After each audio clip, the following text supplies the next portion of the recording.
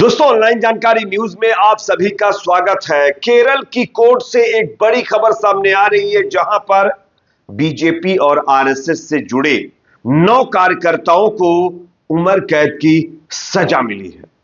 और वो इसलिए कि बीजेपी आरएसएस के इन 9 कार्यकर्ताओं ने केरल के अंदर माकपा कार्यकर्ता को खत्म कर दिया था। और उस पर अब लगभग अगर हम देखें तो 19 साल बाद फैसला आया है। और फैसला यह है कि बीजेपी आरएसएस के 9 कार्यकर्ताओं को उम्र कैद हो गई। आगे इसके बारे में थोड़ा डिटेल से जानकारी देंगे, दरअसल क्या हुआ, कैसे हुआ और किस तरीके से कोर्ट ने इनको सजा दी है। साथ ही साथ 2 और बड़ी खबरें मैं आपके सामने रखूंगा।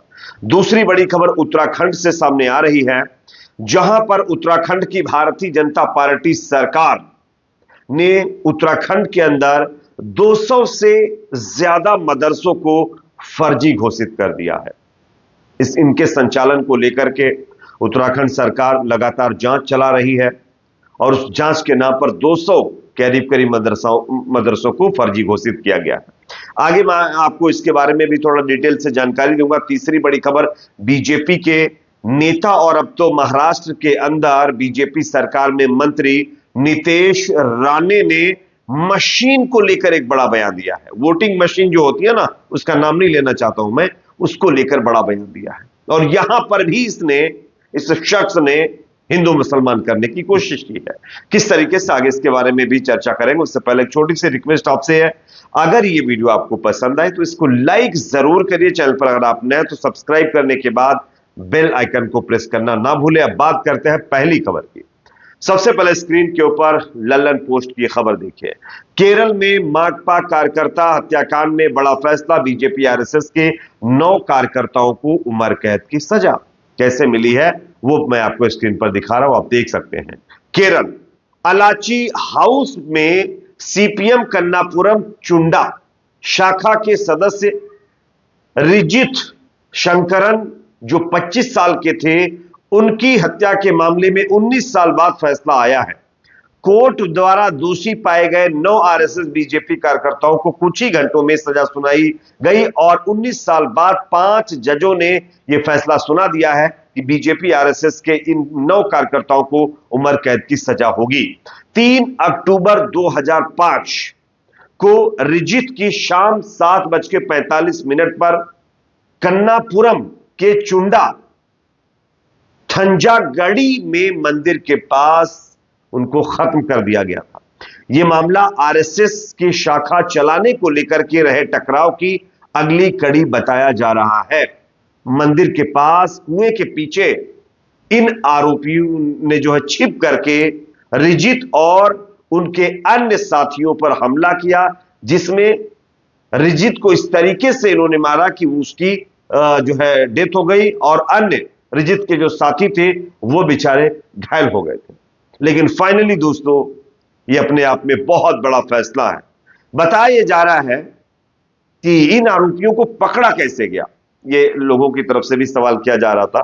देखिए, पुलिस ने इन्वेस्टिगेशन शुरू की, जिसमें इनके पास से कुछ धारदार हथियार मिले, जिसमें तलवार, एक खंजर, एक क्लब तलवार, एक बड़ा खंजर और एक स्टील पाइप का इस्तेमाल इन्होंने इस घटना में की थी और यह पुलिस ने बरामद किया, जिसके आधार पर, और इनके यहां ब्लड के सने हुए कपड़े भी पुलिस ने बरामद किए, जिसके आधार पर यह पुष्टि हो गई कि इन्हीं 9 कार्यकर्ताओं ने यह काम किया था और अब इनको फिलहाल सजा मिल गई है।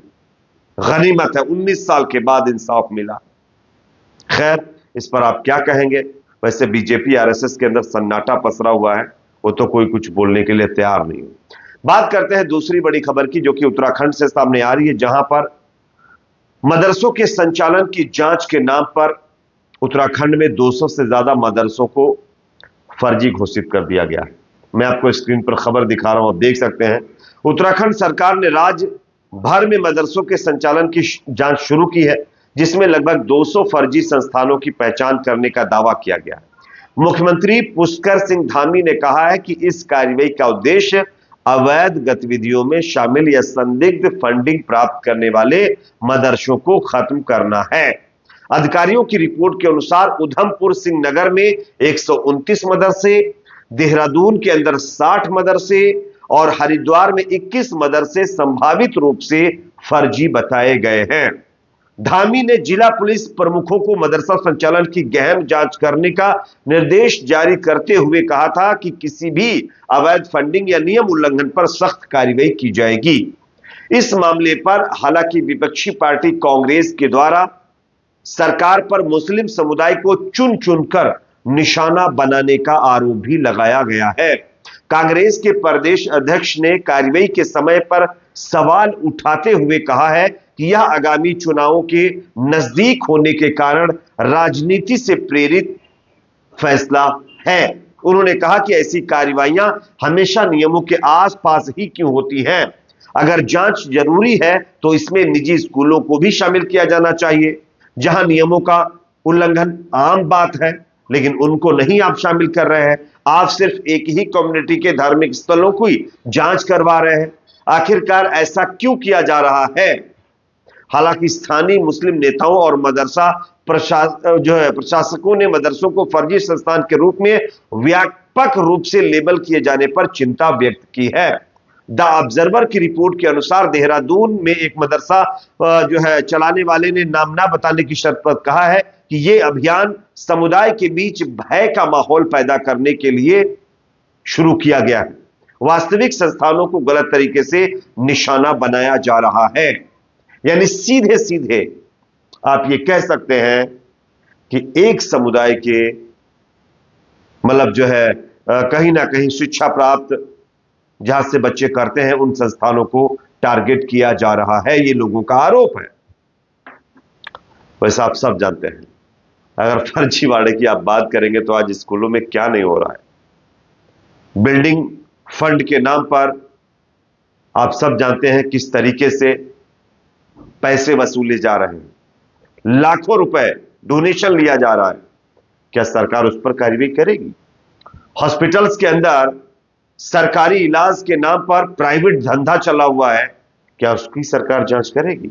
नहीं, उसकी जांच नहीं करेगी। सिर्फ जांच मदरसों की होगी कि वहां क्या अवैध हो रहा है, वहां क्या अवैध एक्टिविटी हो रही है। हो या ना हो, अगर आपके ऊपर शक भी हो गया तो खत्म, वो फर्जी चीज हो जाएगी। फिर ये टारगेट नहीं तो और क्या है। खैर, कोई बात नहीं है, वक्त आपका है, आपके हाथ में सब कुछ है, कुछ भी आप कर सकते हैं, ठीक है ना। चलिए, एक और अपडेट आ रही है दोस्तों। बीजेपी के नेता का एक और विवादित बयान सामने आया है और यह बयान वोटिंग मशीन को लेकर सामने आया है।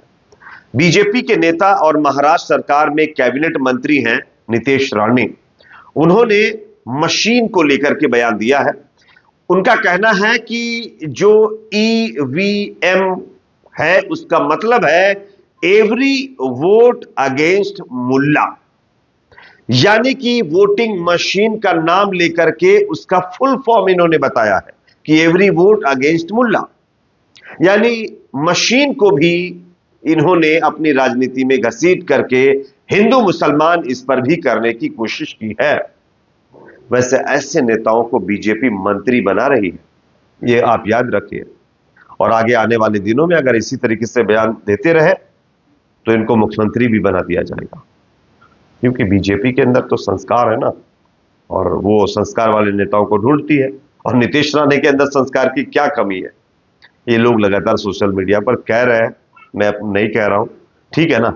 चलिए, तो ये इनका बयान था, मैंने आपको सुना दिया। अगर पसंद आया हो तो लाइक करिए, शेयर करिए, चैनल पर नए तो सब्सक्राइब करिए।